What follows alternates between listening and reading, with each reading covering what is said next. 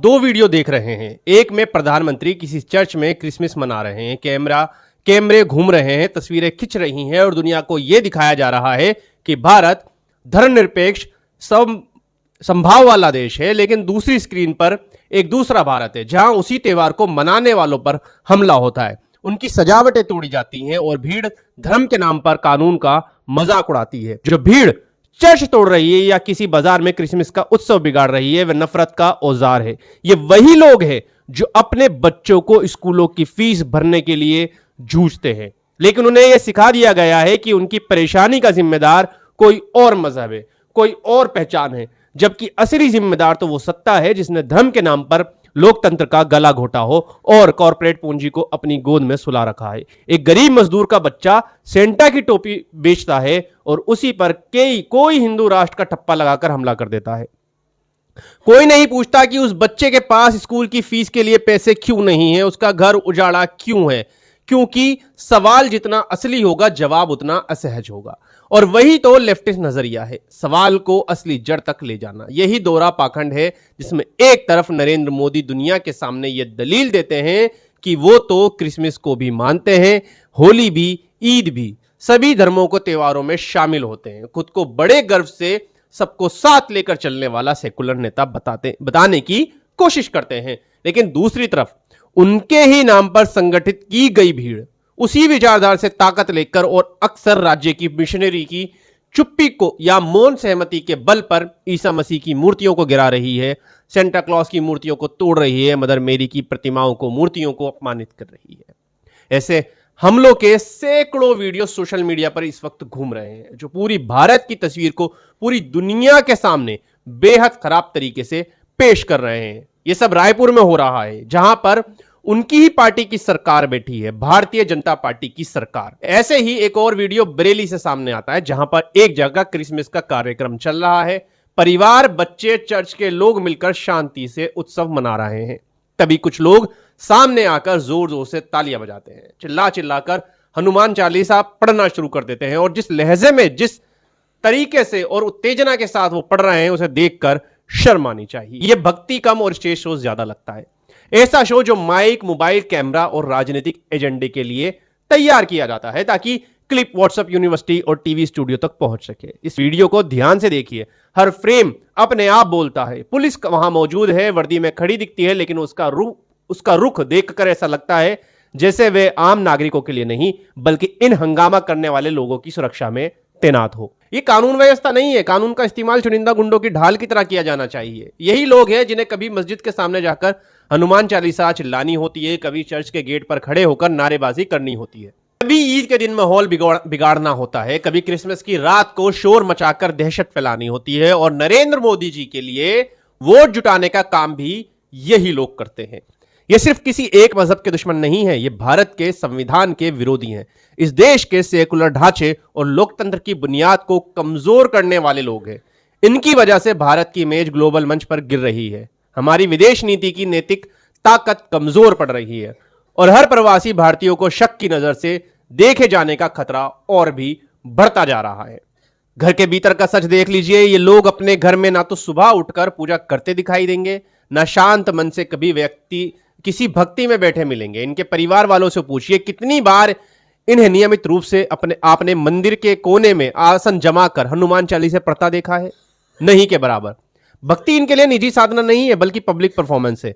इन्हें हनुमान चालीसा तब याद आती है जब कैलेंडर पर क्रिसमस लिखा हो, जब किसी चर्च में लाइटिंग लगी हो, जब किसी मुस्लिम मोहल्ले से अजान की आवाज आ रही हो, यानी जब नफरत की राजनीति को हवा देने का मौका हो। मैं आपको कुछ और वीडियोस आपको दिखाना चाहता हूं। पहले ये विजुअल क्लिप आप देखिए जिसमें एमिरात फ्लाइट ने अपनी आधारिक सोशल मीडिया पर क्रिसमस की मुबारकबाद देते हुए एक पूरा फेस्टिव वीडियो शेयर कर रहा है। बताया जा रहा है कि वीडियो वैसे तो एआई से तैयार किया गया है, लेकिन इसे रिलीज करने वाली जो खुद एमिरेट्स एयरलाइंस है, कोई अंडरग्राउंड अकाउंट नहीं है, कोई छिपी हुई फुटेज नहीं है, साफ साफ कॉर्पोरेट ब्रांडिंग के साथ क्रिसमस को सेलिब्रेट करने वाली विजुअल स्टोरी है। एमिरेट्स कहां की है? उसका बेस दुबई में है। दुबई कहां आता है? संयुक्त अरब अमीरात में। यूएई कहां है? खाड़ी के अरब देश। और यूएई का आधिकारिक मजहब क्या है?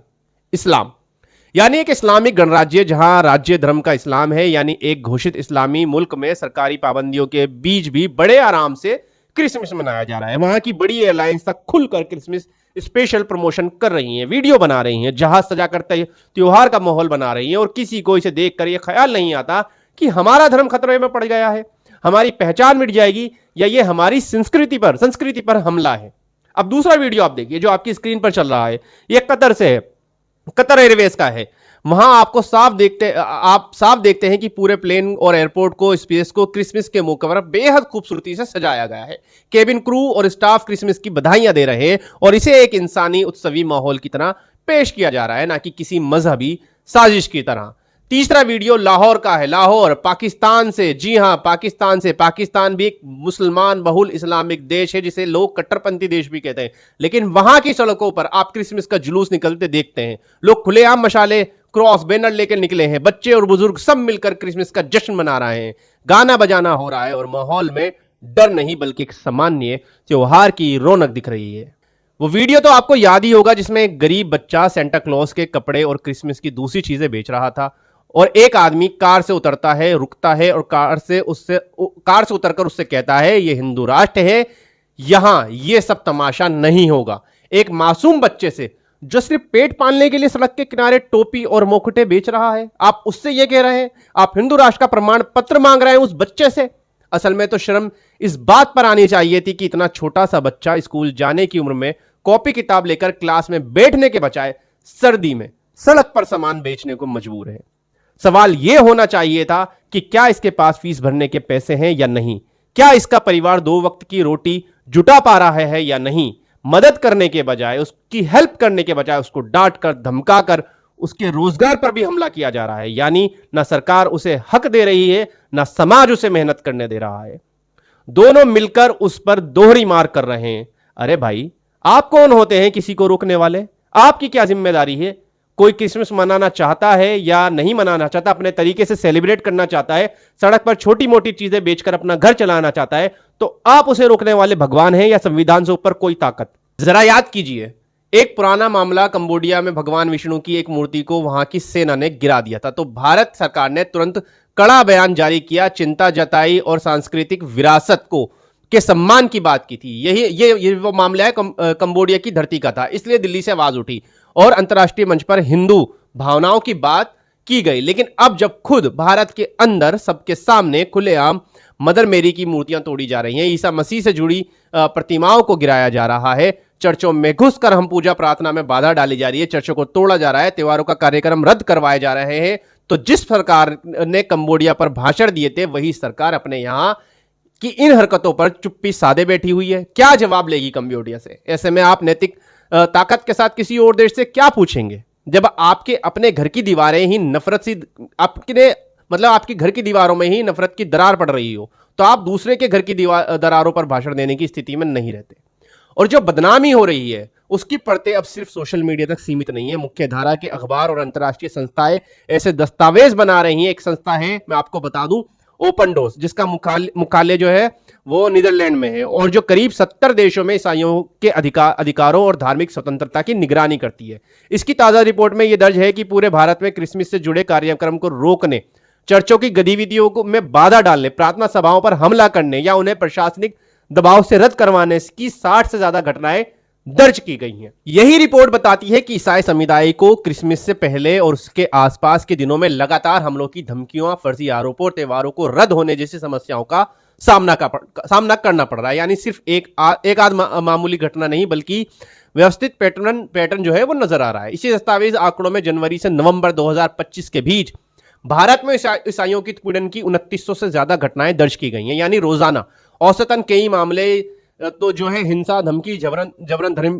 परिवर्तन के आरोप या हमलों का सतह पर भेदभाव के रूप से सामने आए हैं। इनमें सबसे ज्यादा शिकायतें और घटनाएं उत्तर प्रदेश, छत्तीसगढ़, राजस्थान, मध्य प्रदेश, उत्तराखंड जैसे राज्यों से दर्ज की गई। और दिलचस्प बात यह है कि ये सभी वो राज्य हैं जहां डबल इंजन का झंडा उठाकर भारतीय जनता पार्टी की सरकारें चल रही हैं। रिपोर्ट साफ इशारा करती है कि जहां जहां बीजेपी का शासन मजबूत है, वहां वहां ईसाइयों के खिलाफ हिंसा और दबाव की घटनाएं ज्यादा दर्ज हो रही हैं। जो अत्याचार मुसलमानों के खिलाफ हो रहे थे, मॉब लिंचिंग, बुलडोजर की जो राजनीति, भीड़ के नाम पर हत्या, मस्जिदों और नमाज स्थलों पर हमले, उनकी खबरें तो पहले ही आप अंतर्राष्ट्रीय मीडिया में मानवाधिकार संगठनों और विदेशी सांसदों तक पहुंच चुकी हैं।